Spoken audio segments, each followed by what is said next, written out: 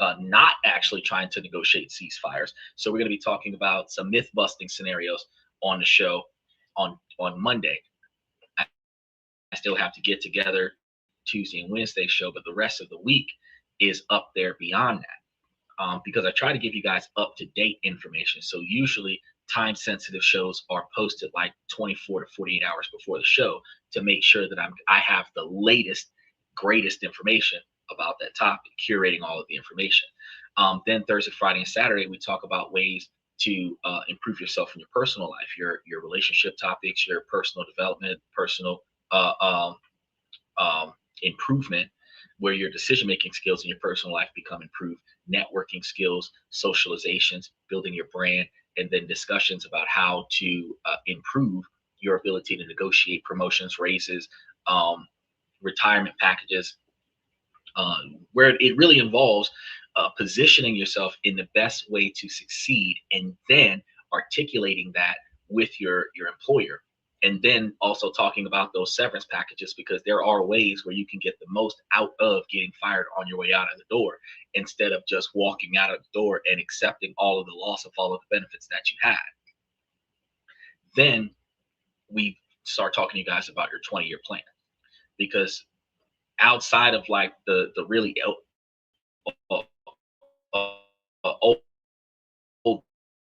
year plan, because I mean you don't got that much time left. But if you're in your 40s or in your 30s, and you got another 40 years left technically, unless like unforeseen circumstances limits that number, you're likely, we're middle age now, where average life expectancy is over the age of 85. So we're looking at 40 years old, we're technically middle aged at this point. 40, 45 years old, we're technically middle aged, because we could, if we take good care of ourselves, make it to 85 or 90 years old. So that means that at 40 years old, you've got another 30 or 40 more years of living to do, which means you have the capability to do a 20-year plan where you can set yourself up for a retirement, where you don't have to work, where you don't have to um, um, forever be putting yourself in a position where you have to bow to the will of somebody else's authority. It gives you the ability to spend the last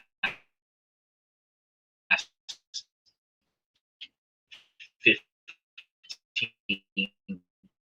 20 years have to grind on a regular basis, and you can put yourself in a position where you're more capable of traveling the world if you put that in your 20-year plan's budget, upscaling your lifestyle from the bottom 25 to the middle 50, whatever, or from the middle 50 to the upper 25, whatever you're trying to do, based on where you want to be at in life. If you put those pieces together, you can find ways to reach your goals by reverse engineering what you're trying to do, and then start taking those first steps today. I tell you guys all the time that the first thing you need to do is start with the free, easy things that can get done, certain changes that you need to make, just like how you spend your money. Turn off some of those subscriptions that you don't need. Don't be buying certain memberships that you don't need. The impulse buys of things that you want that you're not going to benefit from. You want to discontinue those things so that you're not wasting money that could be going towards something else. Then you want to navigate other scenarios, like investing that extra money in other places, setting up savings budgets, and covering the spread, reducing debt on credit cards, increasing interest rates from other platforms on your portfolio. You want to expand on leveraging assets to gain capital to get things, instead of just impulse buying off of your principal. Your goal is to readdress your life to a magnitude where you're living off of 30 or 40% of your income, and the other 60 or 70% of your income is being invested. And the extra profits that you get from that is going to benefit you. And this is one of the things that I talk to you guys about on a regular basis. So I want to make sure that y'all take the opportunity to look into those things. And this is the first things that you want to start doing. Then you start working on the harder things that you have to do, certain habits that you have to change, certain networks you have to adjust, where the people who drug you down with their poor financial decisions when you were their bailout, you got to stop being their bailout, and then redirect your things to the things that cost you money, where you're financially investing in a better future by changing the way you do business. A lot of times you might find yourself in a middle class neighborhood right now, living from paycheck to paycheck. And after following the instructions from this podcast, you decide that you're going to downgrade from the expensive house or apartment that's taking up all your money and downgrade to a cheaper house or an apartment that you will have more room to spend your money. Yeah, it's a pimp named Slickback. Like a Tribe Called Quest, you got to say the whole thing.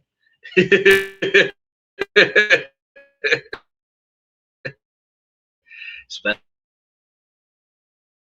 shout out. More appropriate. Man, the weather is tough today. It is storming out there. The dynamic is that it is more appropriate for you to figure out exactly where you're trying to be and what you're trying to do. And it really requires you to make those changes. Because if you downsize from the expensive stuff to the cheaper stuff, the more affordable stuff, the durable stuff, then you can find yourself in a position where you're not financially struggling anymore. Instead of keeping up with the Joneses, and you got this brand new overpriced luxury vehicle, you could trade that bad boy in for a cheaper economy vehicle. You could trade yourself in from an SUV to a sedan with better gas mileage. You know, all of the things that you can do to improve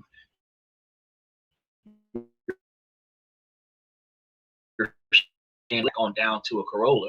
You go from a luxury brand down to an economy brand. Your insurance is going to get cheaper. Your miles per gallon is going to be higher, so you're going to be spending less money on gas. Your notes on the car is going to be easier for you, so you're going to be able to save a lot of money in a lot of places just by trading in a luxury vehicle or trading in that Hellcat and going from a Hellcat to a Nissan Maxima. You can save a ton of money, you know. And depending on how much money's into that Hellcat right now and the condition of that Hellcat, if you trade that Hellcat in for a Nissan Maxima, less tickets, you're saving money all the way around. You know, so there's a lot of things that you can do that can change your ability to make, save, and invest money. But it really requires you to ask yourself, do you really need that? We were talking on the show last week. I was talking to this lady about how she got cable, but she don't really benefit from the cable. There's like only like one thing that she watches on that cable. And I'm like, look, if you can find that on YouTube or something like that, then you can watch it on the internet for free, which means that you only have to pay for internet. And then instead of paying $300 for cable, you can pay like $50 with your local phone company to get internet to run your smart TV to watch that exact same show on your smart TV, or at least catch the highlights of it on your smart TV. And in that situation, instead of you wasting extra $200 a month just so that you can watch one show, you can get the information that you was looking for a fraction of the price. And that gives you way more money. So we talk about these things to help you guys become more successful, because that is the way that you're able to build wealth. You want to lower your expenses first, then see if you can increase your profits. You're not going to start by just going to your boss and demanding raises. You're going to only get so many raises, and then you're going to be capped out. Then you got to talk to your boss about a promotion. They're only going to give you a promotion under certain circumstances. And if you don't get that promotion, you're still capped out. You're only going to get so many hours. But then in certain economies, when work ain't going the way it's supposed to go, they're going to be cutting back overtime hours. TSA and other federal agents are still furloughed from the government shutdown for over a month now. So all of the businesses that were thriving off of federal agents are not getting any work. If they're not closing down altogether because they don't have enough clientele to support staying open, they're working on a skeleton crew, which means that a lot of people are getting laid. A lot of people are working part-time where they used to work full-time or overtime, and all of that stuff negatively impacts your ability to make, save, and invest money. So the goal is to reduce your mandatory financial requirements and then increase your capabilities. That way you can get stuff done, right?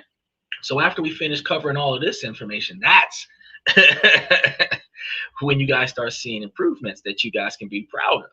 So today what we're going to be doing is we're going to be covering some of these topics here, and I want y'all to kind of listen to what we got going on, because we got a few of them, and I'm going to be a little bit off kilter on some of them, because I've seen a couple of them, but I didn't read the whole thing. But I grabbed a couple comments from comment section, and I'm over here putting them up. So we're going to listen to what's going on, and I'm going to tell y'all what I think about There's a common theme here that people aren't paying attention to each other, and then people are superimposing themselves in situations that they shouldn't. So, not my fault. I grabbed the first like 6 or 7 of them, 8 or 9 of them, because I was running late to get it together so that we had enough for today's show. So I did not curate these deliberately. I just grabbed the ones that were available.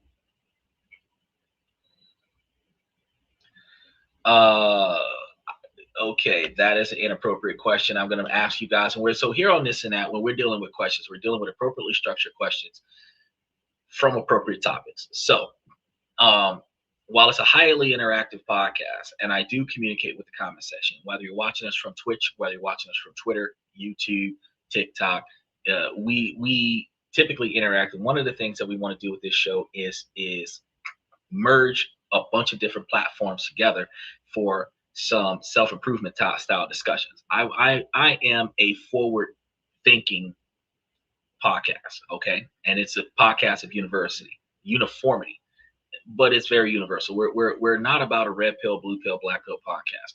We discuss how bad decisions impact your money, whether it's political decisions or personal decisions, and then we discuss ways to make better decisions so that you have more money accessible, and so that you have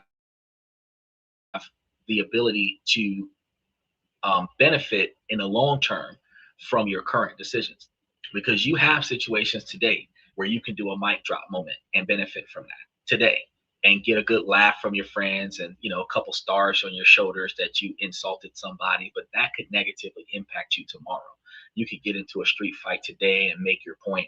You can devalue somebody in a traffic stop or something like that, and get your oh, I told them, you know what I mean, in the moment, but then down the line it could negatively impact your outcome. So the whole egg in a nutshell that we have right now is that you have to decide in the moment, is the decision and action that I am about to make perform going to benefit my long-term goals? The ends do not justify the means to be ghetto trash behavior and then think that you're going to get CEO Wall Street treatment in a separate situation, because you are your own brand. And if you carry yourself with low class and low grade today, you will be treated with low class and low grade tomorrow. So you have to think about what you're about to do today and how you want the history of you to be recognized tomorrow, next week, next year, so that if in the event that your past is brought to light, you have nothing to stop you from being successful. Because even if you're not ashamed of your past, when you did something unethical or inappropriate that you shouldn't have, you should be in a position where your past should not hinder your future. And that's one of the things that we really try to get into. So let's see through all of the frame drops if we can make this work, because there seems to be a huge storm out here, and we're going to try to work through the. Husband wants it too much. We have a 3 years old together. I'm a som and he's a businessman. I take care of our son, cook, clean, do the laundry, and any other housework you can think of. Our son is a bit of a mommy's boy, I guess. Like, he just clings to me and asks for affection throughout the whole day. I love him to death, but sometimes it gets too overwhelming. I'm mostly exhausted after a whole day, but I still try to make time for my husband. We do it 2-3x a week, but he still wants more. I really don't know what to do anymore. I'm already giving so much, yet like it's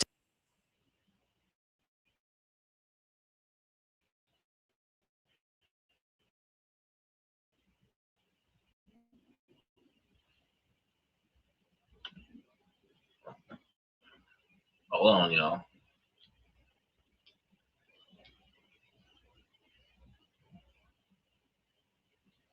Oh, oh boy. All right, hold on a second. We were listening to this. Still not enough for him. Any other couple who's dealing with a situation like this? I need advice from both parties. Any advice would be appreciated. Well, I missed half of that, dang it. So the part of it that I heard was that she's trying to hook up with, well, she's hooking up with a man, and her man ain't giving, she's giving him too much in her perspective. And in my observation, um, the way that you resolve that situation is get your man a girlfriend. That way he's not cheating. You don't have to give him so much, and his needs are being met. Women aren't going to agree with that. And one of the reasons why is because women want to keep the assets in house. Ultimately, y'all have a child together, y'all start working out whatever it is that y'all got to work out with the kid, and then y'all are still supposed to be able to express the intimacy between one another. You might not be in the mood because you're exhausted with the child, but you're still supposed to, that's one of the wifely duties, is to make sure that you keep the intimacy in the marriage, in the relationship, so that your boyfriend or your husband is not looking for that intimacy outside of the marriage or outside of the relationship. Now, I know a lot of women are going to feel like, oh, well, why can't he just wait till I feel like it? Because, ma'am, you can go years without doing it, because women are satisfied by emotional connections. Men are satisfied by physical connections. So while you can be emotionally validated for 9 months, he is physically deprived for that 9 months. So now an equal medium has to be met. If you're not willing to perform the duty, then you should make it your due diligence to find a woman that is his type and incorporate her into the relationship, so that you can tag her in when you're somebody else. Women who do not want to share their man with another woman, then you need to find a motivation to get in there and fake it till you make it, so that he get what he looking for, so that he ain't got to look for it nowhere else. That is part of your wifely duties. The same way women believe that a man should be able to figure out a way to pay for the things that a woman needs, is the same way a woman needs to figure out a way to grab some KY jelly or some lube and take care of the man's needs. It's just it is what it is, you know. Should have thought about that before you got into a relationship. Find a man that doesn't have as high of a drive, then you'd be more successful. Well, I mean, you say you, but let's be real. It is what it is. You know, are you the kind of guy that's willing to wait 2 years, 5 years, 10 years to get intimate with your wife? Or are you the kind of guy that would prefer to get it in whenever possible? I mean, a lot of men would want to get intimate with their wife whenever they're in the mood to get intimate. They would prefer to start in-house. And those individuals that start stepping outside of their relationships are going to step outside of their relationship specifically because what's missing in their relationship is the physical intimacy. So it's the truth of the matter. If you don't want affairs in your relationship, your job, whether it's a man or a woman, is to do the best you can to meet the needs of your partner, so that they're not meeting those needs outside of the relationship. But it's also your responsibility to make sure that you can identify the needs of your partner before the relationship gets serious, so that you can decide whether or not you're willing to and able to meet those needs on a regular basis. And these are needs, expectations. You're trying to meet the needs, and while you're formed too. So again, like I said, if she's not willing to perform for her husband, then she needs to tag in somebody that she's comfortable with doing it. She got a best friend. Good point. It doesn't benefit men to get married in the first place. Truthfully, with the way things are these days, you can have a contract that's set up to keep your assets separate from one another. You can have trust set up to keep your assets distributed between one another. You can have contracts set up where everything is passed on from person to person. Then you won't have to have the situation where you're ending up in a marriage. And then at that point, if there's a separation, then there's a separation. Okay, so He says, well, why blame it on the woman? Well, I'm not blaming it on the woman. She's got to get what he wants from his wife, and she's complaining that she's got to give it too much. So she's the one with the problem. That means that she's to blame. Her problem is she doesn't want to do enough. Okay, that's the problem. So the solution to her problem is that she can tag in somebody else to do it for her. That's a solution to her problem. I mean, because what are you going to say? Oh, well, we're going to make the man be celibate until the woman feels like doing something. That's not going to work.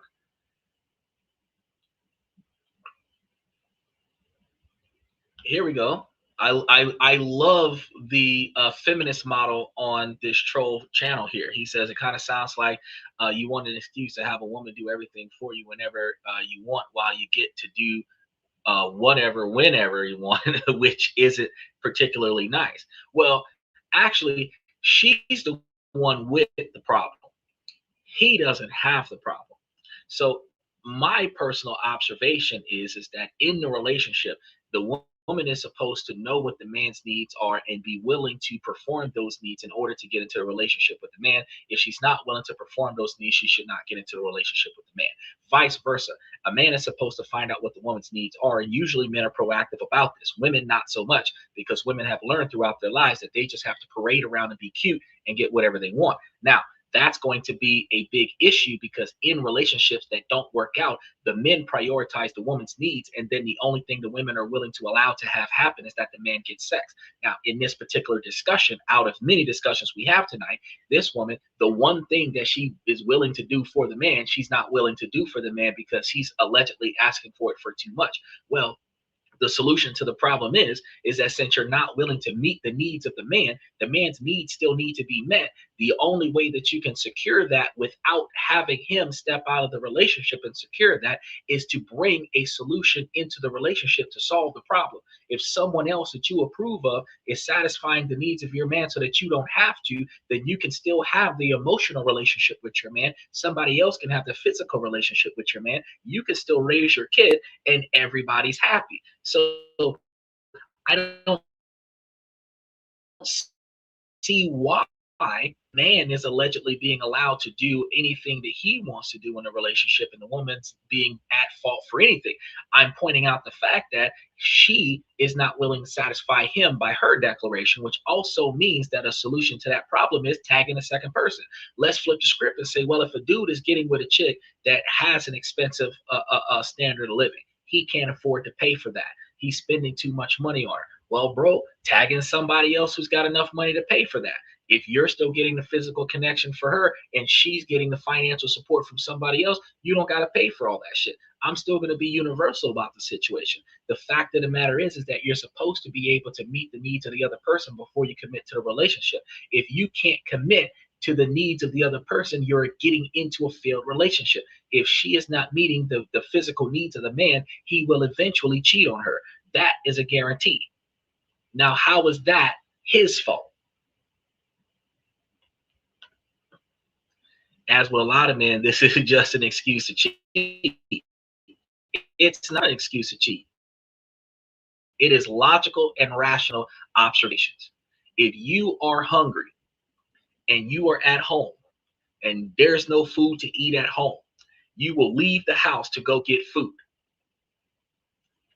If your emotional needs are not being met at home, you will find your emotional needs being met on social media. You will find your emotional needs being met at work. You will find your emotional needs being met in society, and you will have your needs met outside of your relationship because they are not met inside of your relationship, which ultimately means to prevent unnecessary infidelity in your relationship, you must make sure that the needs in your relationship is met inside of your relationship. That's how you prevent cheating. He said because he married her for personality opportunity. Don't no man marry no woman for personality. She got married for her physical appearance and her ability to put out. That's what he married her for, because he didn't marry her for her money. He didn't marry her for her knowledge. He married her because of her looks and her willingness to put out. And now she's not willing to put out as much, which means that she is not upholding what he married her for. And that's what most men are going to marry a woman for. Most men don't marry a woman because she's smart. They don't marry her because she's a Fortune 500 company scenario. The average person that's making less than $100,000 a year marries a woman because she's hot, and he marries a woman because he sleeps with her consistently. That's what he's marrying her for. They get pregnant, have a baby, so that the baby isn't born out of wedlock. They're going to get married. So he's not marrying her for anything other than her looks and her willingness to put out, because women these days are not willing to perform the wifely duties before marriage, and they typically don't perform the wifely duties after marriage with excuses as to why they shouldn't have to perform the wifely duties. So the only thing that the men are getting from the women after marriage is her putting out at her discretion. So if she wants to make sure that her marriage is going to last, she needs to meet the needs of her husband. If he wants to make sure that his marriage is going to last, he needs to meet the needs of his wife. Now, if she's got what she needs and he doesn't have what he needs, he's likely going to cheat. If he's got what he needs and she doesn't have what she needs, she is likely going to cheat. Either way, because there's something missing out of the relationship, the person that is cheating because they're looking for what is missing outside of the relationship. And you can't logically rationalize that by trying to hate on a podcast. Because I don't know, dude, I've never, and I mean ever, thought of anything even close to this. And it sounds like this is relatively normal to you, so I'm not going to even engage. Well, I greatly appreciate that. It's better for you to stay positive and withdraw from the comment section than it is for you to stay in the comment section and not make any sense about the fact that you disagree. I respect the fact that you disagree. You, by all means, have the ability to disagree. And that's why we are in this. He said, are you divorced? No, I am happily not divorced. And this is one of the reasons why I'm happily not divorced, because before I am in a situation where I will divorce my wife will understand the needs that are not getting met, and then we will negotiate how we're going to meet those needs. No offense, I'm just curious. Hey, you're good. You're good. Dude, if you were attacking me as a person verbally, calling me stupid or something to that effect, I would have just blocked you. But just because you have a different opinion than I do, I'm willing to listen to that, and we can talk through that. That's what we're here. In spite of all of the drop frames that we got going on tonight, I am willing to take somebody not agreeing with my observations. But the fact of the matter is that in order for you to maintain a healthy, long-standing relationship, both people have to be reasonably satisfied about the relationship. And if one person's needs are not getting met, doesn't matter if it's the husband or the wife, that person has a higher probability of infidelity, because what they're missing in that relationship, they will start finding outside of the relationship. Doesn't matter if it's a man or a woman. Women who cheat on their husbands typically cheat on their husbands due to the lack of emotional availability, because the man spends too much time at work, not enough time paying attention to her when he's not. And men who cheat on their wives for physical connection are usually cheating on their wives for physical connection due to the lack of physical connection with his wife. Now, that's just a statistical act. But if you've ever dated a girl and not gotten any, and then you had to self-gratify or hook up with another chick, you understand that when a man is in a marriage where his commitment is not fulfilling his needs, he has to get the gratification somewhere, whether it's an OnlyFans girl, whether it's an escort, whether it's a colleague at work. He's got to get the gratification from somewhere. And it doesn't matter where it is, whether he's satisfying himself with porn or he's OnlyFans account or whatever, the wife is going to call that cheating. All of it. Anything that he's not getting from her, she's going to identify all of that as cheating, and it's going to draw a huge wedge in the relationship. But his needs are not getting met. Back in the 70s and 60s, men used to buy Hustler magazines and Playboy magazines and hide the magazines in the house where the wife wouldn't find them, because that is another area where women do not allow that. So for the woman to get everything that she's looking for out of a relationship and still maintain a healthy, happy relationship, she would have to meet the needs of her husband. If she's not going to meet the needs of her husband, she has to find an alternative that she is satisfied with, so that he gets the gratification he needs without her having to put in the effort. How do you get your car fixed without putting up money to fix your car? Somebody's got to pay for it. How do you get your work done on the job without you doing the work? Somebody's got to do that work. You have to delegate the responsibility to somebody else. How do you satisfy your man if you're not satisfying your man? You have to delegate the responsibility to somebody else. How do you satisfy your wife if you're not willing to satisfy your wife? They call that cockhold. You assign somebody else to that responsibility. If you don't know what you're doing, you want to get another dude to satisfy your wife. Not too many men do this, but men do this. At the end of the day, you're assigning it to somebody else. If you're just going to sit there and watch and hold the video camera and let her do her thing, at the end of the day, you're going to assign the responsibility to somebody else because you're not performing the task. And it is beneficial for your relationship for you to be the one to set up what you're not going to be involved in so that you can make sure that you're satisfied with what your partner is doing. If you're going to dictate the terms, then at least you're okay with what's happening. But if your partner does something behind your back, that's going to end your relationship. If your partner does something without your approval, that's going to end your relationship. So if you're not willing to do it, find someone that you're okay with doing it for you. That's how you solve the problem. I'm just throwing it out there. You don't got to agree, but that's just the way that you fix it. If you're not going to do it, somebody will. So it better be somebody that you agree with, because otherwise you're throwing away your relationship. All right, let's check on the next one, see if we can survive this. I went through my BFS phone. It's not cheating. But I went through my BFS phone today after we had an argument on Monday and found that he was texting his friend about our argument, but he was making up lies about me and to bring up to him, but I don't know if I should. Attempts at communication and working through issues usually go south with him because he immediately gets on the defense and either storms off or shuts down. Then we have the same conversation when the problem arises again. I already had a feeling he had done this in the past because here and there throughout arguments he will bring up things his friends have said, but when I saw what he'd said to his friend after this most recent argument, I was so upset. Not only does it prove that I'm right in the pre-existing issues I have with him, but it shows that he hasn't acknowledged or taken accountability for his own behavior. This is tiresome. I'm so tired.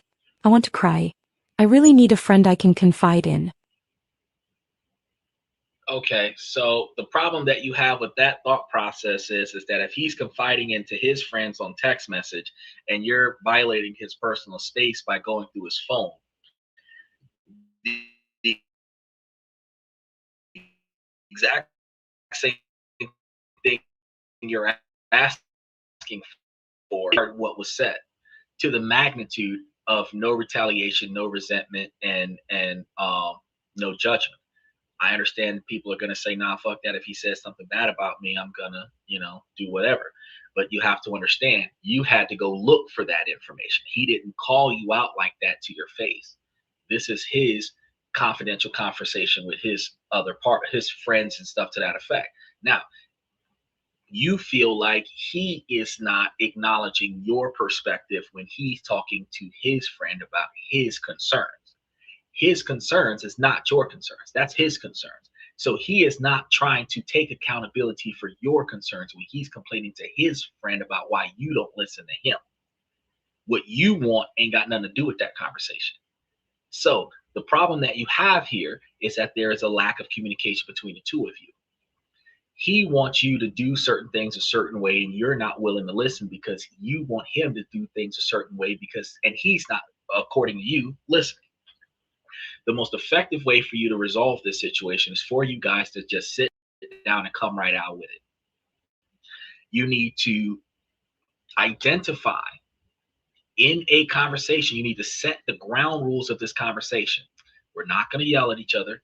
We're not going to cuss at each other. And we're going to tell the whole truth about how we feel about everything we're about to talk about. We're not going to retaliate against each other. We're not going to judge each other. We're not going to snap. We're not going to scoff. We're not going to heckle. We're not going to shame each other. This is going to be purely ability to understand the other person's thoughts and feelings. I'm going to start off by acknowledging all of the things that I know that you've said about me from the information that I got off of your phone. Soon as you go there, they're going to get defensive about what are you doing on the phone. It's not about me being on your phone. I understand you have a concern about that. We can talk about that in a minute, but what we're going to talk about right now is what was said. This is what I read. This is what I think you feel about me in the situation, and I want to know more about how you feel about this so that we can resolve your concerns first. Then after we resolve your concerns, then we will resolve my concerns. Then I'll apologize on your phone, and then we can resolve that too. Setting up the dynamic lets the other person go first with putting their complaints on the table so that you can resolve their problem first. Since you have a problem that you feel like is not being addressed, if you address their problem first, they should, if they love and respect you, give you the time of day to address your problem second. This is how you deal with a joint conflict between two people. Instead of me forcing you to resolve my problem first, since we both have a problem, I'm going to fix your problem. Then you're going to fix mine. That way I get what I want out of this, right? So I'm not judging you. I seen this on your phone, so I know you got beef. Let's hooty hoo real quick and let's get this done. Okay. And then we should set up a time, this time next week, this time next month. We're going to readdress these situations and see if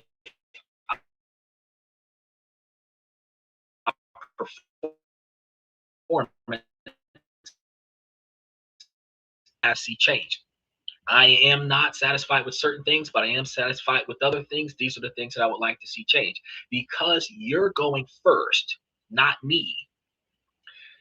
When I ask for the reciprocation in a mutual respect relationship, it's highly likely I'm going to get it. If it is not a mutually respectful scenario, I'm going to do everything for you, and you're going to feel like you don't have to do anything for me. And then I'm going to recognize that you are the only one that are going to get the needs met. That's going to be a relationship where I'm going to have to decide if I'm going to remove myself from this relationship. But you cannot expect somebody else to do something for you that you're not willing to do for somebody else. So I can't ask you to change if I'm not willing to change. This is why first person accountability, as a person, you must acknowledge what you're not doing, what you're not willing to do, and then decide what you will and will not change. Then you go to the people around you, and then you're capable of holding them to the same magnitude of performance. But if you understand that you have certain preferences, that you're not going to meet the needs of your partner, then you understand that your partner is going to have certain preferences and they're not going to meet your needs. And as long as you're willing to accept that, y'all are still going to be reasonably good. You can have a good relationship that's kind of like a 4 or 5, not a 9 or a 10 kind of joyous and happiness thing. But you can have the kind of relationship that has no conflict and the lowest level of infidelity possibilities in it if you make sure that you maintain high levels of communication and negotiation. So even with not Jeremy coming up here trying to make excuses for why a woman shouldn't satisfy a man in a relationship, at the end of the day, it is not about giving any one person the excuse to cheat. It's about working out the issue. And with polygamy becoming a bigger thing these days, it makes more sense for you guys to decide if what you need is an extra person in a relationship, then decide that. But you don't bring an extra person in a relationship if it's not mutually agreed upon. If you guys are going to maintain a monogamous one-on-one relationship, then that means 100% of the needs of your partner is done by you. But when you think about there are other countries around the world that a man has multiple wives, and there are other countries around the world that are matriarchy societies where the woman has multiple husbands, there is a possibility where y'all can fix the problem if you got to bring in an extra people. But the needs of the other person, that is also going to have to be met by both people in a relationship. When you have 3 people in a relationship, you're likely to have 2 people formulate a stronger bond than the third. And you can't guarantee which 2. It doesn't mean that the first 2 that came together are going to have a stronger bond than a new person. And it doesn't mean that the new person won't formulate a stronger bond with one of the 2 that was already there in the beginning. But there will be an imbalance. And whenever there's an imbalance identified, you guys have to work together to bring that balance back together. But the more people involved, the more effort is going to have to come from each person to satisfy all the people involved. The only difference is that if it's a multiple women satisfying the needs of the man, each woman might only have to satisfy the man once a week if there's enough women involved, but that man has to satisfy the needs of all of those women every day. Big difference, right? So you just really got to think about how does this benefit you versus how does this benefit your partner. Now let's go ahead and touch base with the next one. My wife's friend just passed away, and I'm worried her husband has the hots for my wife. My wife's best friend just passed away from cancer, and the husband is also a friend of mine. He has always made inappropriate comments about my wife and other wives. He even told someone that after his wife passed away, he would drink his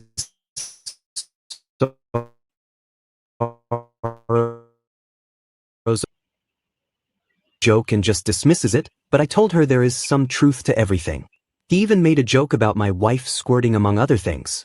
My wife would typically find this kind of behavior disgusting, but it feels like she gives him a pass because of what he is going through.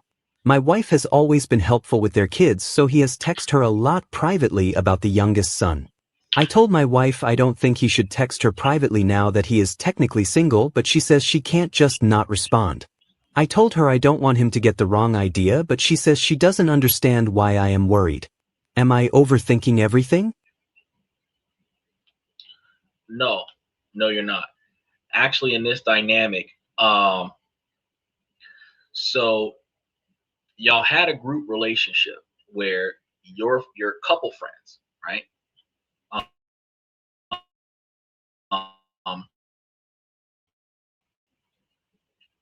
And have this semi like platonic family kind of situation. However, your friend is the perverted uncle, right? So in this dynamic, you have two problems here. You're not comfortable with him, and your wife is not comfortable with him by design.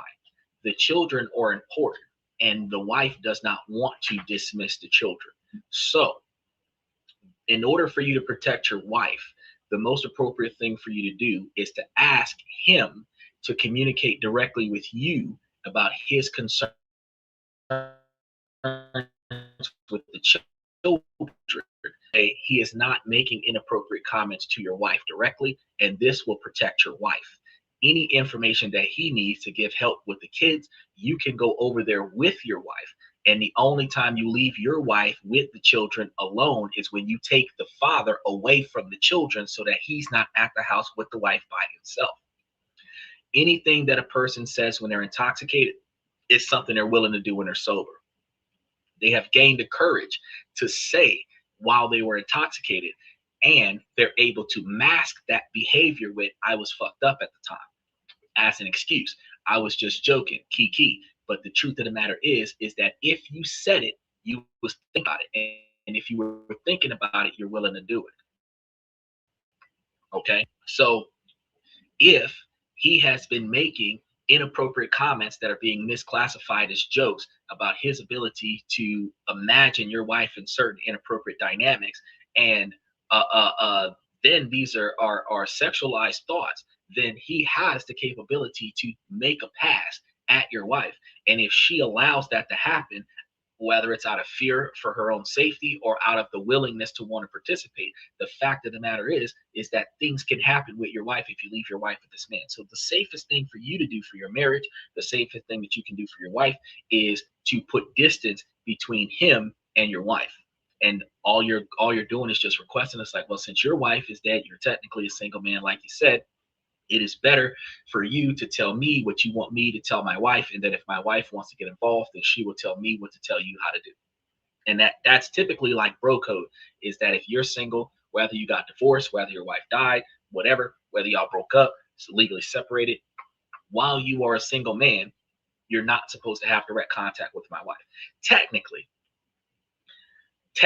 from the old school, there was a hierarchy, and men didn't like this hierarchy, but this hierarchy kept the women safe even in couples. The way the hierarchy used to be back in the day is that the men would talk to the men and the women would talk to the women.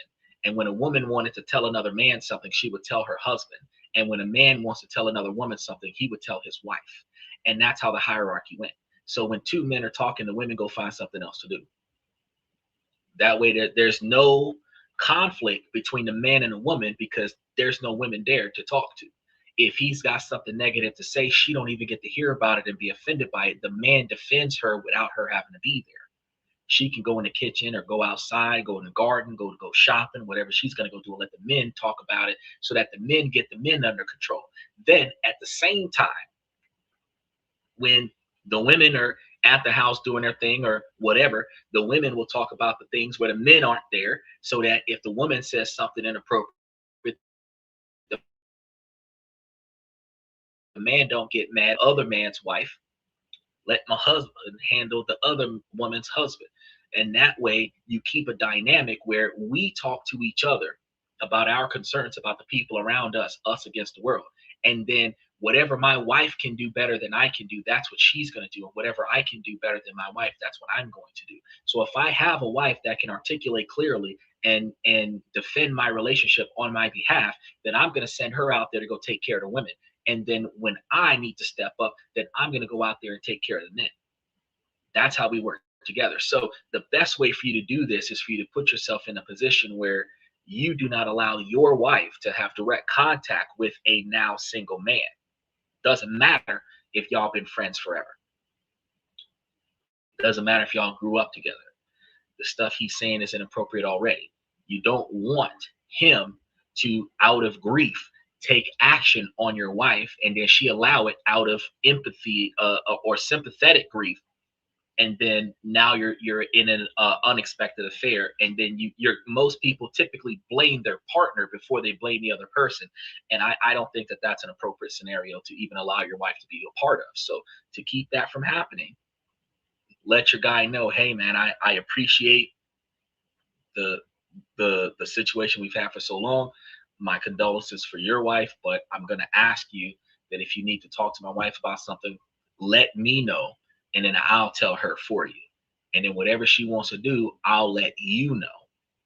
And that way, we maintain mutual respect for one another. I greatly appreciate that. Right? All right, let's go ahead and try to get into the next one. I can see it now with all of the bad weather we've been having lately, that tomorrow's show, I'm going to have me a little bit of a buffer so that we can have a lot less drop frames on the live show. Because typically I don't do a buffer, but I'm going to have to start doing a buffer because I see a lot of frame drops going on right now. Let's step into the next one, though. My girlfriend, 22, slept with a co-worker when we were broken up. This has been an issue for a month now. We have been together for almost 2 years. Outside of a 3-week time span, we broke up because we kept arguing about the.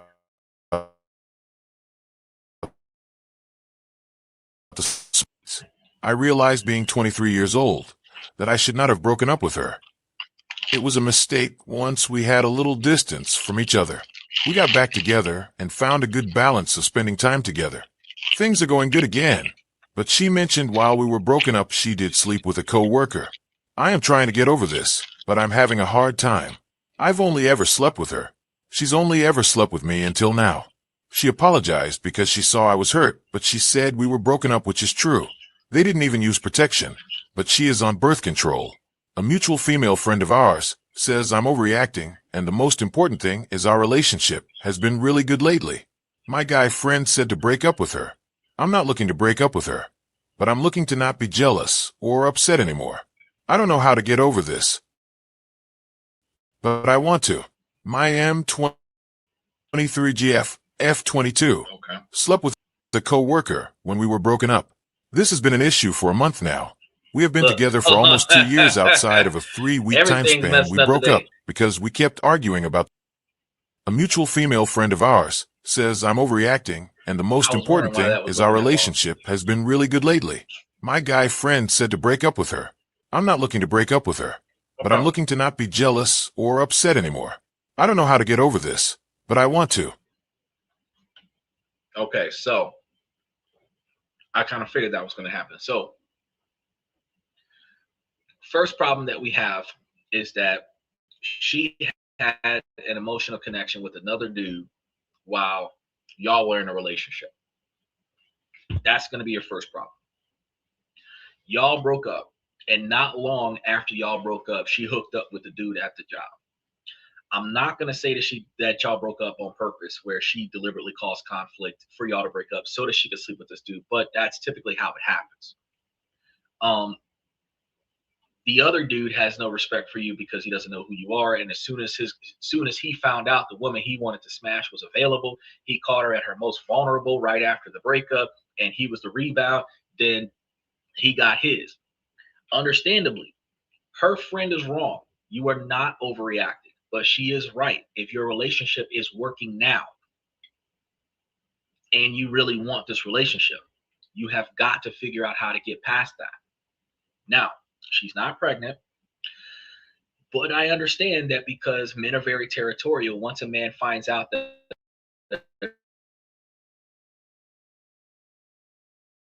another his woman has no value to him anymore, she's going to be like damaged goods. It's almost like getting a Porsche and then somebody hitting it with a sledgehammer. It doesn't matter if you can fix it. What matters is it's no longer undamaged, right? So the problem is that your ego, you have to get past that.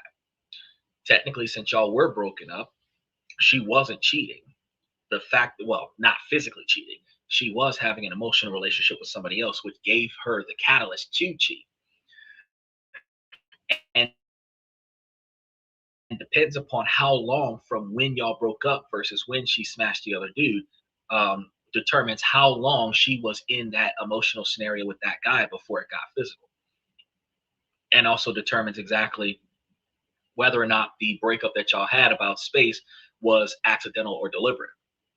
Because people, men and women alike, will cause conflict in the relationship so that we can separate, so that they can have their affair, and then we get back together, so that the excuse was that my desire to sleep with somebody outside of the relationship wasn't breaking any rules because we were separated at the time. We had broken up at the time. And they are always going to use that as an excuse. But if you were in an emotional relationship with somebody, you had the hots for somebody while you were in a relationship with your partner, and then your relationship is going to change because your emotions are outside of your relationship. So your short-tempered behavior is inside of your relationship. So y'all will go from negotiating big conversations to squabbling over which spoon goes into the cereal bowl because your emotions are no longer in a relationship. Those types of arguments then lead to y'all taking time apart, and that time apart that y'all take, now you're going to go follow your emotions and get physical with the guy that you have had emotional attachment to. Now that you've gotten past that, now you're going to double back and get back into a relationship with the guy because the itch that you needed to scratch got scratched. That problem happens in a lot of relationships. Now, to forgive but not forget is the recommendation. But in order to forgive, you're probably going to have to get you a lot of therapy, talk about this. It is going to negatively impact your intimacy now that you know.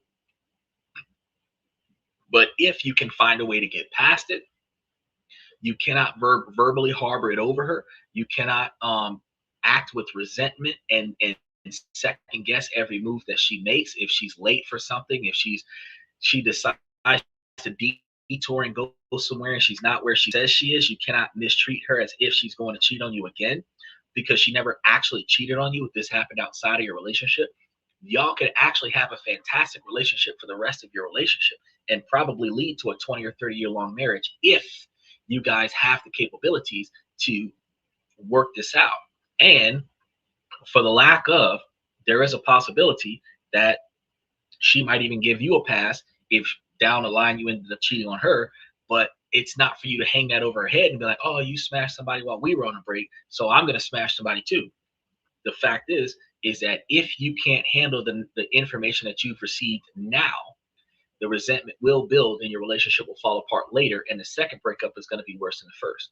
But if you really want to work out this relationship, your best bet would be to communicate with your partner and then work on it with your therapist, and then, you know, try your best to get over it, get past it, get through it, and don't let that hold you back.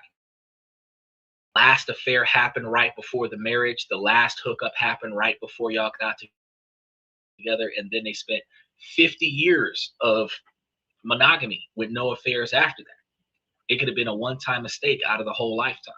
Everybody has cheated on somebody at least one time.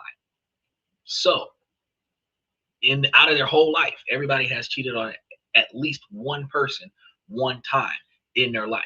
They know what it's like to be cheated on, and they know what it's like to cheat on someone. Some people don't learn from their mistakes, but some people do. And the ones that do may never cheat again. The ones that don't may cheat again. So the question is, are you going to roll the dice on her not doing that again? That's the question that you have to ask yourself. If you believe that this isn't going to happen a second time, where you're not going to break up just for an affair, and she's not willing to cheat on you during the relationship, then you need to make sure that y'all are full transparency to the magnitude that y'all are capable of working your issues out, so that y'all don't have to break up, because you're always going to have it in the back of your mind that this is going to be the argument that leads to an affair, right? So put a pin in that and make sure that y'all work through any of your discussions. And then don't keep bringing this up. If you're going to let this go and stay in a relationship, don't keep bringing up that one time that she slept with that one dude that she worked with on a job. Don't make her have to change her job and all this other stuff. Because if she's got to change jobs and all of this to satisfy your expectations, if she's willing to do it, then she can voluntarily do it on her own. Don't make that a criteria for her. If you've got to set standards that's like, oh, well, you got to quit this job, you can't talk to this dude anymore, delete him out of your phone, block him, all this other stuff, in order for you to feel good about being in a relationship with her, you should just break up. But if you're going to let this go, if she decides to prevent from being tempted again, that she's going to change jobs and she's going to block this number and do all of these extra steps so that she doesn't succumb to temptation that is her personal design, in that situation, you can work it out with her, then work it out. But do not stay in a relationship that you resent in the beginning of the relationship. Don't do it. All right, let's touch base with another one.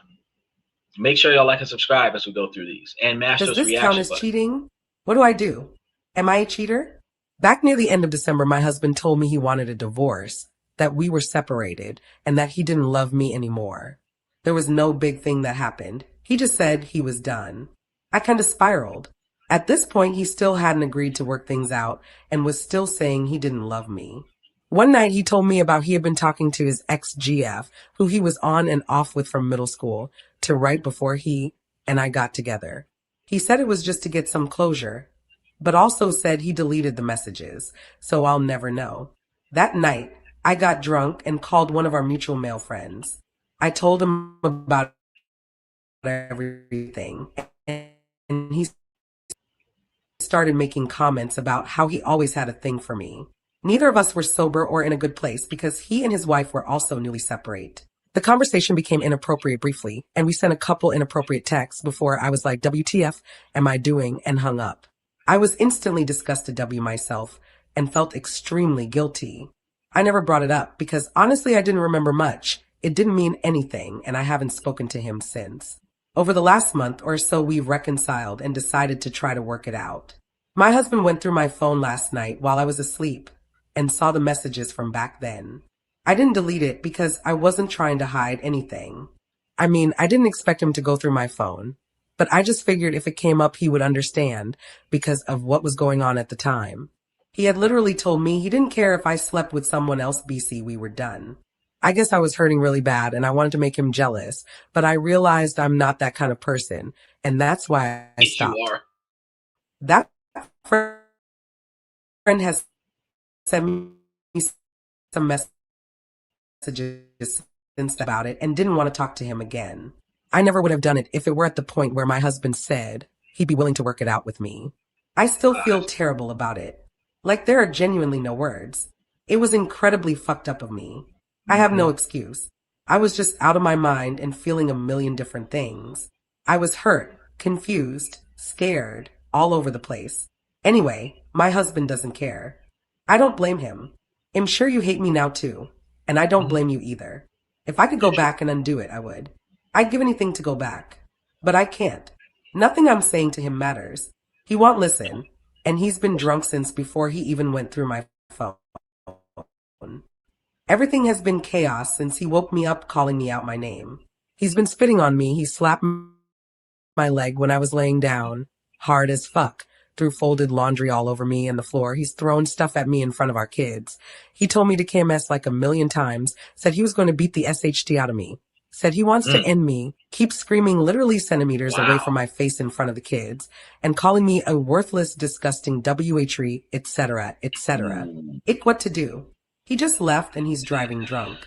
He left drunk earlier this morning to buy more liquor. If I'm making sense, I'm just worried about him, and I'm scared for my safety as well. I told him not to drive, but he doesn't listen to me on a regular day, let alone today. I'm not in a place financially where I can up and leave. Okay, so from the backwards to the forwards, let's start with the anger and resentment from the knowledge and the lashing out, not appropriate. The violent behavior and the threats is also equally not appropriate, and you should probably relocate from the situation. You're claiming that you don't have the financial abilities to go somewhere else, but if he has the income for you, then you have the ability to either take the kids and go to a hotel for the weekend until he calms down, or take the kids and get a cab and go to a family member's house for the week until he calms down. The threats that he's making can be a charge against him, but if you're not trying to get domestic violence charges on your husband, you want to spend a couple of weeks away from the house with a friend or family member that is not the dude that you was flirting with on the phone, and stay there while he gets some therapy so that he can start working out his issues. And then when you feel safe and comfortable with coming back home, you and the kids come back to the house. So we're going to start there. Okay. So I do not condone any type of violent behavior. But I mean, we joke about it, but if in the event that you're in a situation where you don't feel safe, you can't say that you're staying in an unsafe situation because you don't have a way out.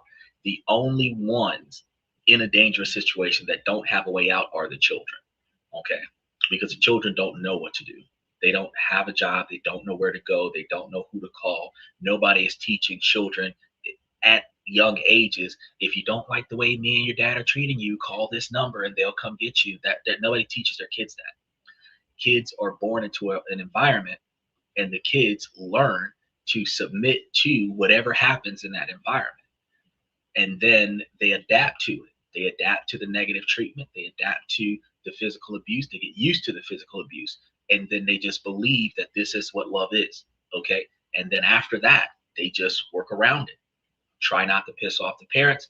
Go in the other room when the parents are arguing. Stay out of sight when dad's drunk. Go stay the night by the friend's house when the parents are fighting. You build a routine.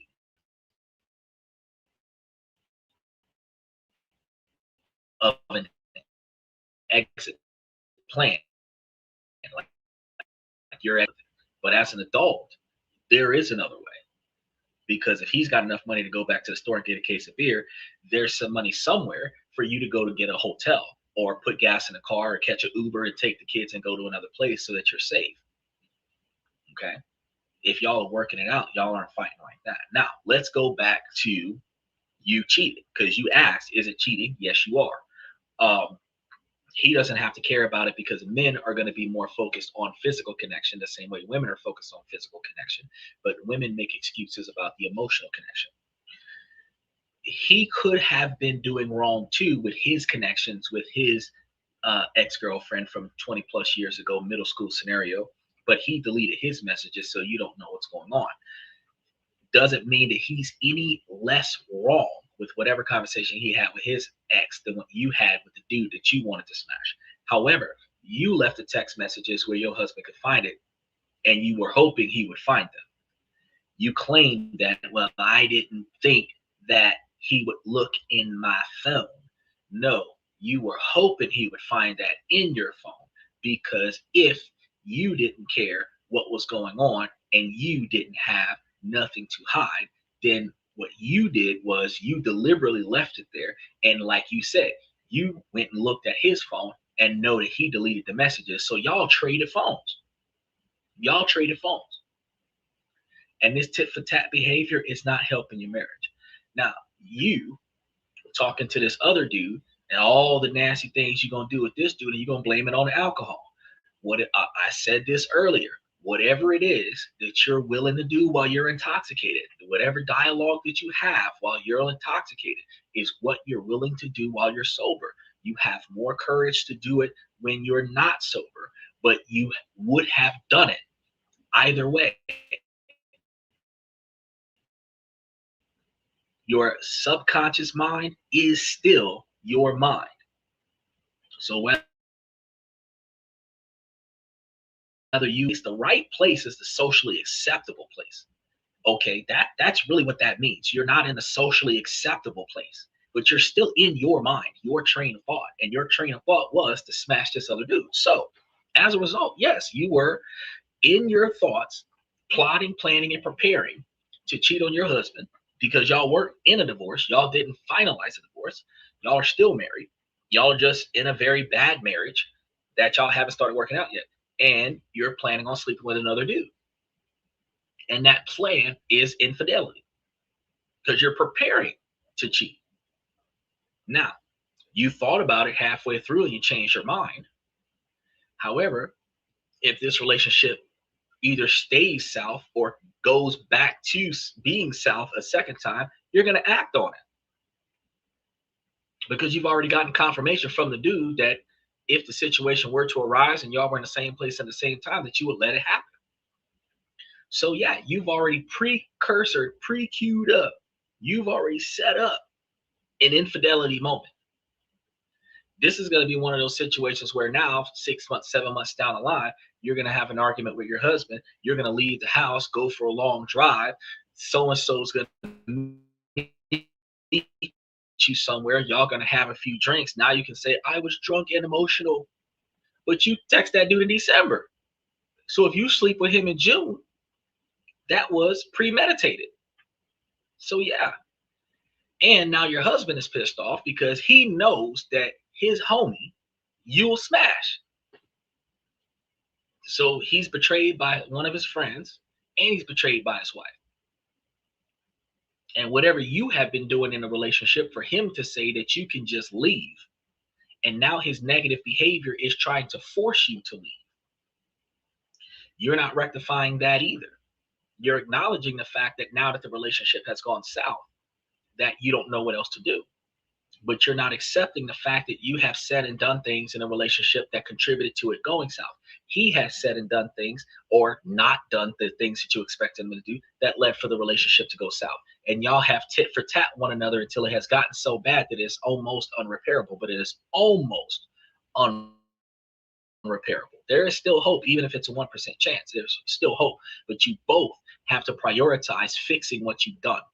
You apologizing is not going to fix it. You have to acknowledge where you went wrong in the past, both of you, husband and wife, and then proactively put forth steps to start doing what wasn't getting done and stop doing what should not have been done and start prioritizing the other person so that the other person will not harbor resentment for prioritizing you.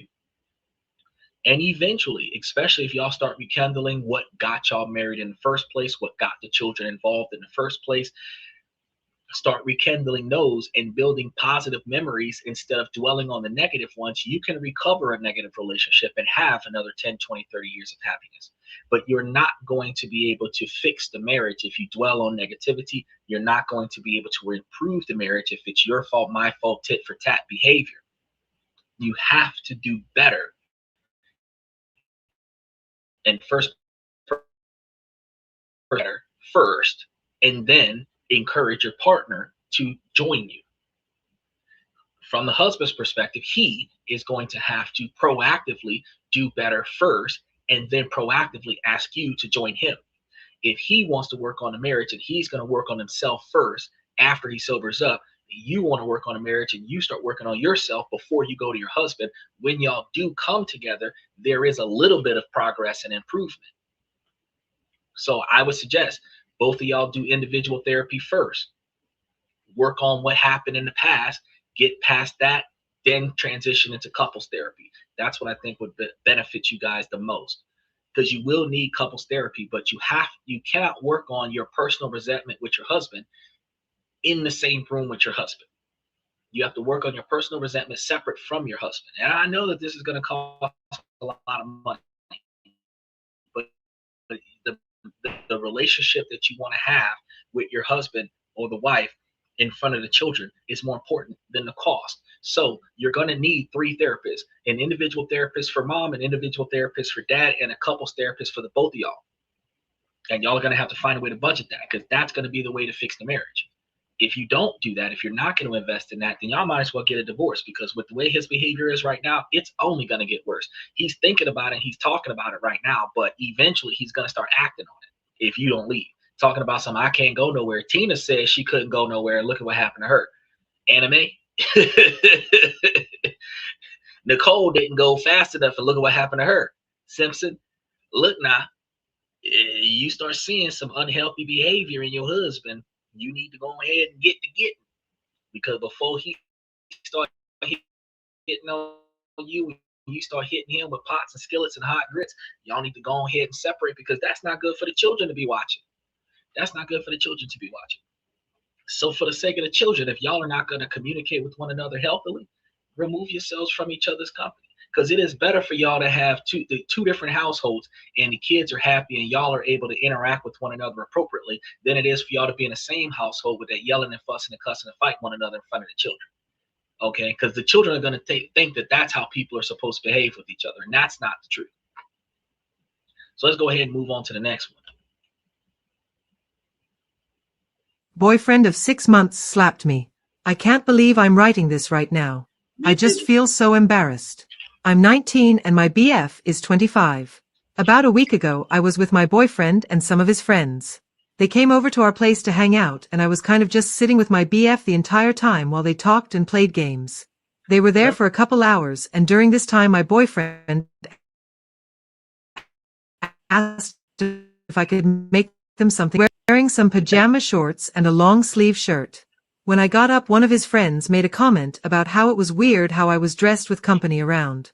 I didn't think anything of it and thought my boyfriend would defend me, as it's not like he told me to change or anything, but he just told him to drop it. Then they, his friends, started to laugh. I figured maybe he just got over it as they were laughing. I made us all some homemade tacos, because why not? They ate them and stayed for a bit longer before going home. At this point I was pretty exhausted, as I am currently in my first trimester of pregnancy, just 8 weeks along. At this point my boyfriend was acting strange, like he was mad at me. I tried to ask what was wrong, and he refused to even look at me at first. I told him he could tell me anything, and then he got angry and screamed at me for embarrassing him in front of his friends. That I was dressed like a whore and should have changed before they came over. I didn't understand why he was so upset, as he didn't seem to have an issue until the friend made a comment. I tried to defend myself, and then suddenly he slapped me so hard across the face and told me to shut up. I was baffled. During these months he'd never shown much aggression. We were talking about family planning and getting married pretty early on in the relationship. I thought we would be together forever, but now I don't know what to do. He's apologized more than once and even got me gifts. I want to forgive him for the sake of everything we plan for our future, but I'm afraid he'll do it again at some point, even though he assured me he wouldn't. I haven't told any family or friends, as I feel embarrassed over how this all even transpired. I don't wear shorts anymore. Not even to go out with friends. That I have to prove myself before he can even think of marrying me again. I'm so afraid he'll leave me and I'll have to raise this baby alone. Okay, so you already know what you did wrong that got you slapped in the face, and you're going to sit over here and try to play victim. Now, first and foremost, I'm going to go back and say it one more time. I do not condone domestic violence, and you should not have slapped the taste out your mouth. But your ass should have been behaving better, and you would not have gotten slapped in the mouth. This is going to be cause and effect theory here. And this is going to be the same as if you was out in the street, disrespecting the police officer and the police officer coming because you was causing unnecessary ruckus with law enforcement instead of cooperating. Same thing in this relationship. While I don't condone the violence, he should not have slapped the shit out of you, but he slapped the shit out of you because you was fucking up. You put yourself in that position. You should not have. Now, first and foremost, from the side of the woman, in her defense, he should have told her to change when his friend made the comment. He should have told her to change before the friend came over, but most women don't listen. They're hard-headed. They do whatever they want. You can't tell me what to do. You're not my daddy. So him telling her to change would not have improved the situation. However, since it became a problem when his homeboys was commenting on it, he should have told you to go in the room and go change, and you should have gone to change voluntarily so he didn't have to tell you about that. And that's going to be the other part. So him getting mad and frustrated at you after the fact because he's trying to play it cool and not say anything about it, but you're not fixing the problem because you're still inappropriately dressed around his male friends. And if you're an attractive woman where he otherwise would have slept, where the other dudes in the room would have otherwise slept with you, there's no reason why you're wearing scantily clad outfits in front of your husband or your boyfriend, your fiance's male best friends. It's not okay. That would be equivalent to your man coming out of the bedroom with nothing but a towel on because that's what he normally wears, or it just wearing his boxers because that's what he normally wears, and then your girlfriends are over. You would expect him to put on clothes. You would expect him to dress appropriately. You wouldn't want your man to be walking around the house with no shirt on if your female friends were over. You would expect him to put on a shirt. So from the defense of the female, he should have said something sooner. He should have explained to you the situation, and you should have followed his instructions. This is back to having an obedient woman. If I tell you go put on some clothes, my homies are coming over, you should just go put on some clothes because my homies are coming over. However, from the perspective of the men, because this is a male-driven podcast from the male's perspective, ma'am, if you knew that his bros were coming over, you are supposed to dress like you're leaving the house because you have company over. You are not supposed to be dressed for bed, silk, satin, lingerie, or anything to that effect. You are not supposed to be dressed for bed when you have other men in the house. They are not supposed to see on you what is exclusive to your man. That is inappropriate. So you knew these men was coming over and you refused to change on your own accord. That's not on him. That is on you. You did not change after the men got there, and then the other men in the room hinted to you that you were inappropriate. They deliberately said, you should not be wearing that while I'm here. You should have took your ass in the room and changed your outfit and apologized for that in the beginning. You made a sassy comment and embarrassed your man even further. His homeboys is laughing at him. Now he's pissed off at you. You're still not going to change. He knocked the taste out of your mouth, and you're wondering why you got hit. I'm just going to be real with you. You had that coming. I don't believe you should have done it, but you had that coming. You had the ability to be more respectful for your own relationship. You had the ability to be more respectful for yourself and for your man, and you didn't do it. You chose not to. So in this dynamic, you said you're concerned whether or not he's going to do this again. If he slapped the shit out of you once before, he will slap the shit out of you again. There's no doubt about that. Now, since he slapped the shit out of you before you got married, you got to ask yourself, how often will he slap the shit out of you after you get married? So you got to really think about, do you want to marry a man that is willing to slap the shit out of you when you don't behave? If the answer is yes, then get married. If the answer is no, then separate and raise a child apart. However, going forward, if you're going to stay in a relationship with a man that is going to slap the taste out of your mouth when you don't behave, you need to find the dynamic of appropriate behavior and start accounting to that. Because at the end of the day, while I'm not going to condone him slapping the shit out of you, you know that if he's not satisfied with what you're doing, he going to Chris Brown you left and right. So you need to know where you're supposed to stand and when you're supposed to. Personally think that after he hauled off and knocked you out, you should have just gone ahead and packed your bags and left. But if you're going to stay, you need to find the dynamic of how to stay without getting hit. Now, on the flip side, we're going to come from a perspective. Modern feminist women mentality does not remember what modest and conservative behavior and attire looks like. As a result, the average 2025 woman, you said you're 23, so you're part of the young generation. You do not know how to dress appropriate. So I'm going to tell you, and I think we're going to cover this on a show one day. I'm going to tell you guys, if your knees and anything above your knees are exposed, it is not appropriate. If your elbows and anything above your elbows, including your shoulders, are exposed, it is not appropriate. If anything below your collarbone is exposed, it is not appropriate, including anything between your pants line and your chest. So if your belly button, if your navel is exposed, it is not appropriate. These are things that single women do. These are not things that married women do.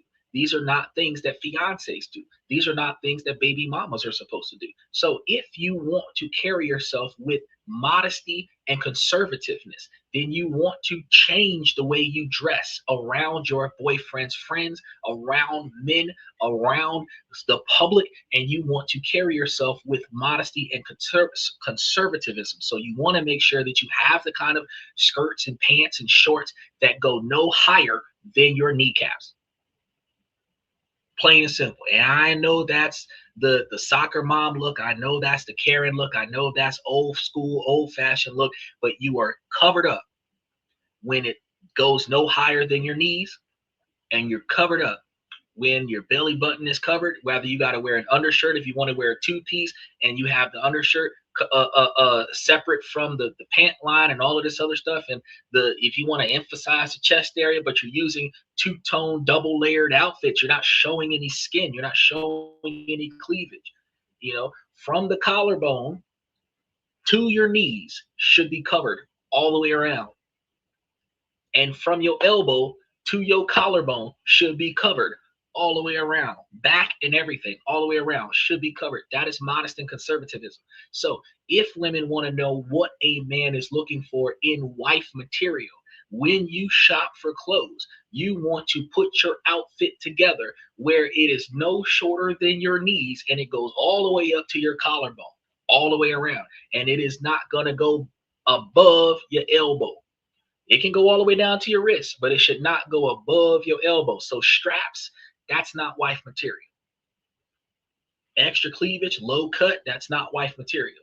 Low rider jeans are fine as long as you've got a two-piece outfit that's covering the belly button. But if you're exposing your belly button, that's not wife material. You can wear the sexy outfits for your man in the house, just the two of y'all. You can wear the booty shorts for your man in the house, just the two of y'all. But when company is coming over, you better look like a politician. When company is coming over, you better look like a lawyer. You should be a banker. You don't know what to look like. Go find some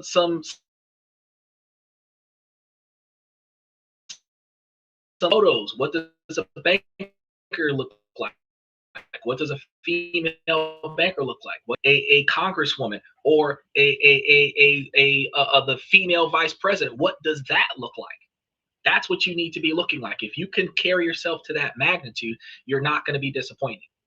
But if you look like one of them bad girls from the Nicki Minaj video, if you dress like Cardi B and all of them other girls that scantily clad dress and all that, all your booty cheeks hanging out, all your crotch exposed, all your titties hanging out, and his company is over, you are devaluing yourself in front of his company, thereby devaluing him. You're devaluing your relationship and actually looking like a bad choice for him.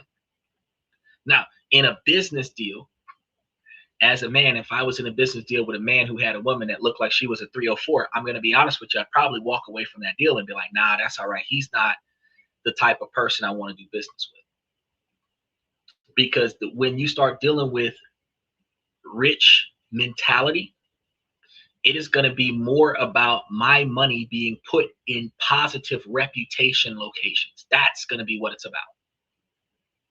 Positive reputation locations. So I don't want my money to be affiliated with low class. I don't want my money to be affiliated with low grade.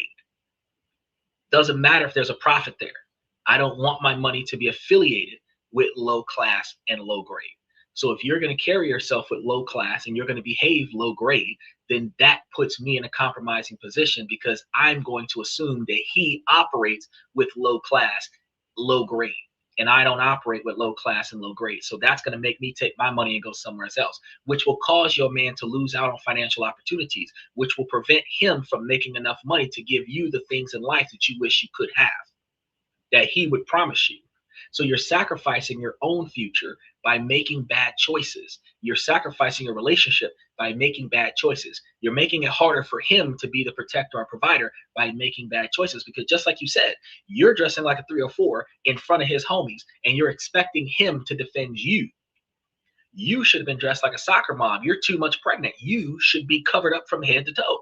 Even if you would have been wearing sweatpants and a sweatshirt, or sweatpants and a t-shirt, that, you know, you could have been comfortable, stretchy sweatpants that covered up everything and comfortable enough with no pressure on the stomach because you're too much pregnant, you're not even showing, but you could have been covered up where you're not overly exposed. But you decided to have your booty cheeks hanging out in front of his friends. That's inappropriate. You shouldn't have done that. And you should be ashamed of that. And you should never do it again. So first things first, to stay married to this dude, get you a better wardrobe. If you get you a better wardrobe, and we've been covering wardrobes for the last month, if you get yourself a better wardrobe, you can't accidentally put on the wrong outfit because you only have outfits that are appropriate. What do I wear? Whatever the fuck's in here, because all of it is acceptable. When you have unacceptable clothes in a closet and acceptable clothes in a closet, now you have to decide, with being the 304 you used to be, or being a retired 304, start being a single mom, or being a mom and wife material. But if you get rid of your 304 outfit and start behaving with your single mom outfit, you will only have a closet full of single mom attire. And no matter what you put on, even if it's a casual attire, it is single mom casual attire, or married mom casual attire. That's what you're really looking for, is married mom casual attire. And if you change your wardrobe, matter of fact, every time you go to the store, have him pick the clothes out. That way, he's going to choose what you wear and how you wear it. That way, you're never going to be disappointed. Now, a lot of women are like, oh no, that's misogynistic. Look, this goes both ways. He's trying to be successful. You want him to look successful. You pick his outfits. He picks your outfits. Neutrality, that is uniformity. He tells you how to dress. You tell him how to dress. Y'all should be able to work this out where you're not disrespecting your man. Just like my wife looks at my closet full of suits. She's going to go through all of my clothes, see which ones need to be replaced. She's going to select things that are going to be in line with my image, but she's going to put a new spin to it. She's going to upgrade it, update it. My wife, I'm going to find attire that I would like for her to wear for me, just the two of us at the house, and it'll be explicitly stated. I'd like to see you wearing this at the house. But the other outfits that I get for her would be things I would like to see you in public. So she understands. House clothes, public clothes. No company, company. Dress accordingly. All right, let's go ahead and touch base on another one. I was attacked by my partner's child, and I don't know if I should leave. For context, I am 29, my girlfriend, 25, has a 6-year-old daughter who is on the autism spectrum. We have been dating for nearly 2 years now, and I have never had any issues with the fact that she has a kid or the fact that her kid is on the spectrum. I think I actually work very well with kids and eventually want to be a father. It took a while for her daughter to be comfortable around me, but she was starting to trust me, and even my partner said she thinks I'm really good with her. 2 days ago, I went over to her place for dinner, and her daughter was there.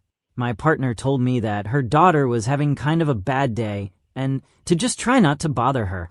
Sometime through the evening, when we were watching a movie, she had a breakdown. I don't know if something happened. If so, I can't remember what it was, but she just started freaking out and screaming and attacked me by scratching me. Her mother was able to her arms. I was really shocked, and I didn't know what to do, so I ended up leaving pretty quickly after.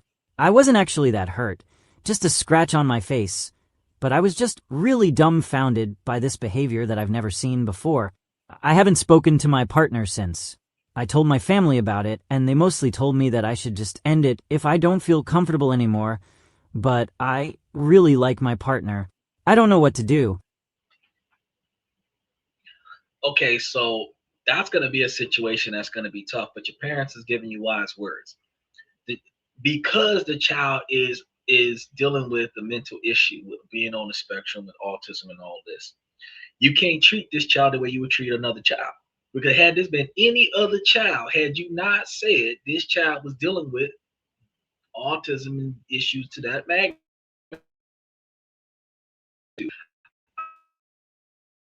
I want this hand you had across that behind. Because don't no child hit no adult. You got to teach them that from the beginning. However, it ain't your child. Some women gonna say, "Oh, you can't be disciplining my child." That's fine. You can take your hand and take it across that behind because they're not supposed to be putting their hands on no adults. But this child might not know what's going on. This child could have had a mental breakdown. We don't know what triggered it. And at the end of the day, if this is not normal behavior, if you can accept that, then you can swing back around there. You got to make it work. If you can accept that, you have to allow yourself to get smacked around, physical restraint. You are not going to be able to retaliate on that. You're not going to be able to lose your temper on that. And you have to understand that if you're going to stay in that scenario, that you have to find a way to de-escalate her hulking up on you without getting physical. You may have to figure out how to restrain her without hurting her or whatever the case may be, but you have to, if you're going to stay in that. But I'm going to tell you, since that's not your child, legally, the safest thing that you can do is just leave that situation alone. Leave that situation alone. You really care about the chick. She's probably giving you good sex. It's probably why you're still willing to hang around. You're attached, right? So, I mean, you can maintain a relationship with her from a distance for a while. Bring the child to some therapy.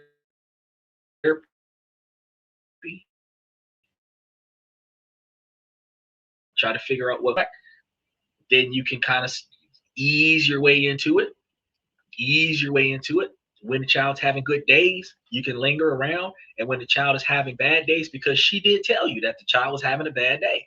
So she knew that the child was having a bad day. And now that you know that when the child is having a bad day, those are days when the child is likely to bust your ass. If you're going to stay in a relationship with this woman, when she tells you that her daughter is going through a bad day today, today is the day that you're going to go on a vacation and you're going to come back when the child is no longer having a bad day. If y'all understand that in a relationship, mom can deal with the child when the child is being aggressive so that you don't hurt the child and the child doesn't hurt you. And then you can be there when the child is not being aggressive. Only when mom asks you for help and gives you permission to get involved can you get involved. But just to protect you, you have to not be anywhere around that child when that child is to walk away from that thing. However, the second safest thing that you can do is to safely, walking on eggshells, get back into the relationship with the woman, but make sure that the woman advance notices you about the child's mood of the day. And whenever the child is not at her peak, that you're not going over there. And that way you'll never experience that again. The child may come back and apologize to you for it. But we also have to understand, even when the women aren't on the spectrum, women act violently and it is socially acceptable. Women hit men when they're excited, when they're sad, when they're shocked, when they're embarrassed, when they're insulted, when they're angry, when they're frustrated, when they're emotional in any kind of way. Women will get physically violent with men and it is socially acceptable. We can't do that as men. We have to take those punches. A lot of women these days are now resorting to throwing drinks on men. We are not socially acceptably allowed to just throw stuff on women and throw stuff at women. But they're seeing it on TV, throw a drink in a man's face. Technically, that's still assault. But we don't call the police and file charges on water or soda or wine. But if you damage my clothes by throwing a drink on me, you're supposed to be dealing with my dry cleaning bill.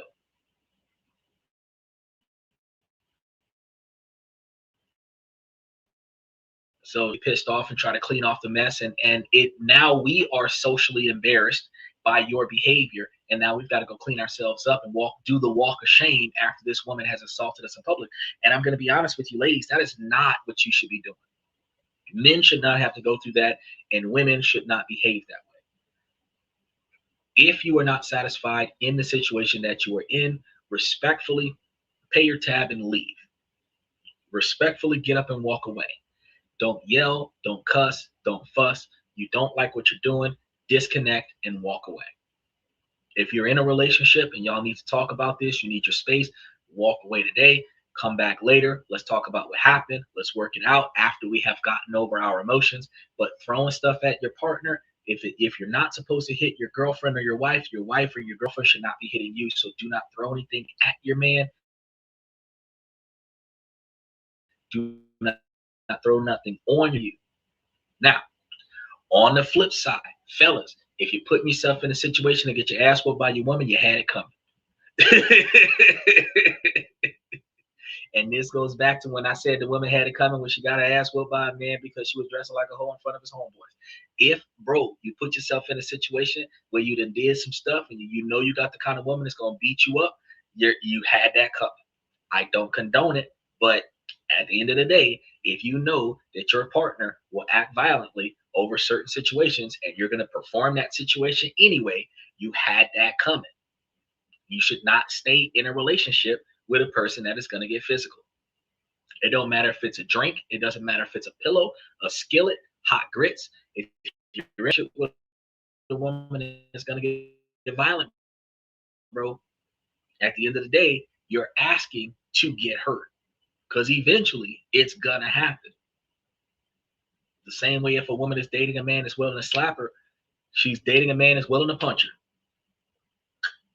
All it takes is for his temper to get to that level.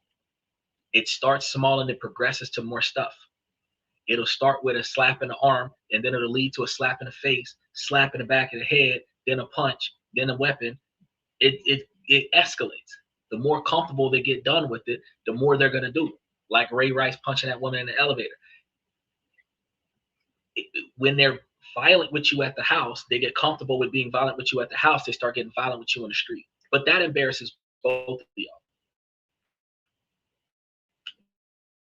But it hurts you and the trauma that you're going through by allowing your partner to beat on you is not trauma that you deserve. So I respectfully tell everybody on both sides of the fence that it is appropriate for you to recognize that you have a partner that is violent or somebody in their family. Like in this situation, you got your child that is violent and you need to remove yourself from that situation.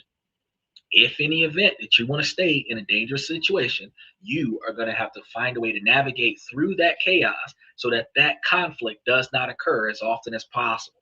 But I'm going to tell you that's a bad choice. The safest thing for you to do is to have a relationship that does not have violence. That's going to be the safest thing for you to do. No violence from the kids, no violence from your partner. That's going to be the safest thing for you. Now, we weathered the storm to the best of our abilities. We've gone through all of the comments that we have for tonight. We've got a lot of stuff coming up for the next few weeks, and you can see that all over the channel on YouTube. We have a lot of things scheduled, so if you're watching us from Twitch or Twitter or TikTok, you guys see the lineup that's on YouTube. Make sure that you guys take that time to like and subscribe on the show. Hit the notification button on all the shows that you want us to cover. You're going to see more shows coming up as time goes on because I'm going to start putting up for the rest of the month of March and going into the month of April. If there's any topics that you guys would like to cover, appropriate topics, make sure that you take the time to put those comments into the comment section. And then I'll see what I can do about covering the appropriate topics, especially if it's a very important topic that a lot of people are interested in. With that being said, I'm going to start off by saying, ladies, as long as the situation doesn't make sense, I'm going to keep asking you ladies to make it make sense. So ladies, please make it make sense. And then fellas, I give you all this information to help y'all become higher value men, not just financially, but also with your decision making. You have to find the things in your life that are inside of your control that you don't like and proactively put forth the effort to change those things, and you'll start seeing more improvement in your life. Then you can go and navigate around the things that are outside of your control.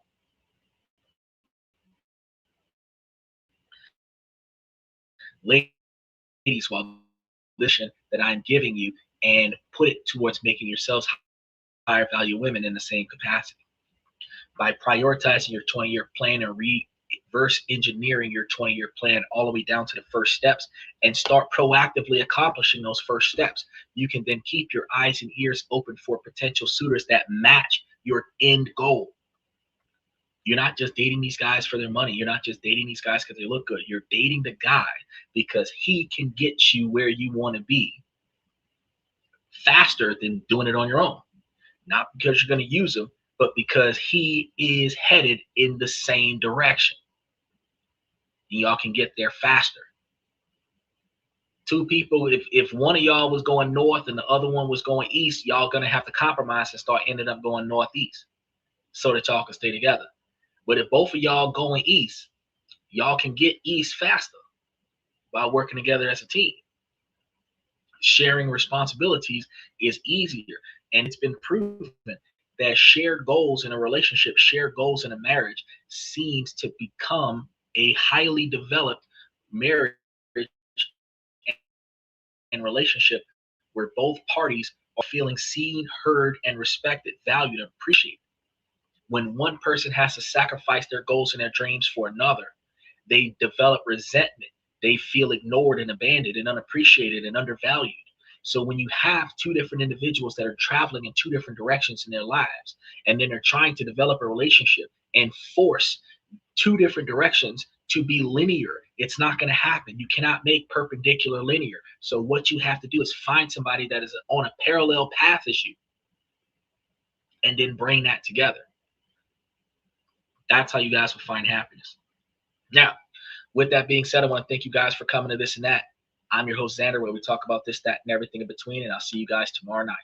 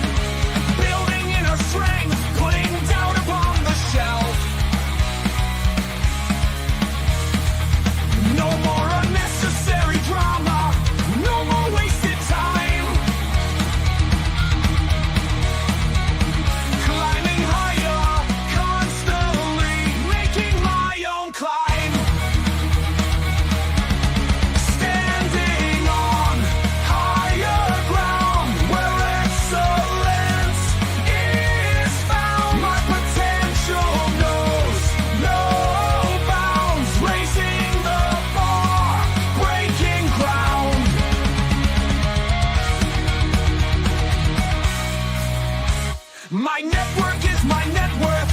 Choose your company wise. Surround yourself with eagles, not with sheep in disguise. Every interaction is a reflection of my brand. Quality over quantity, that's my personal command.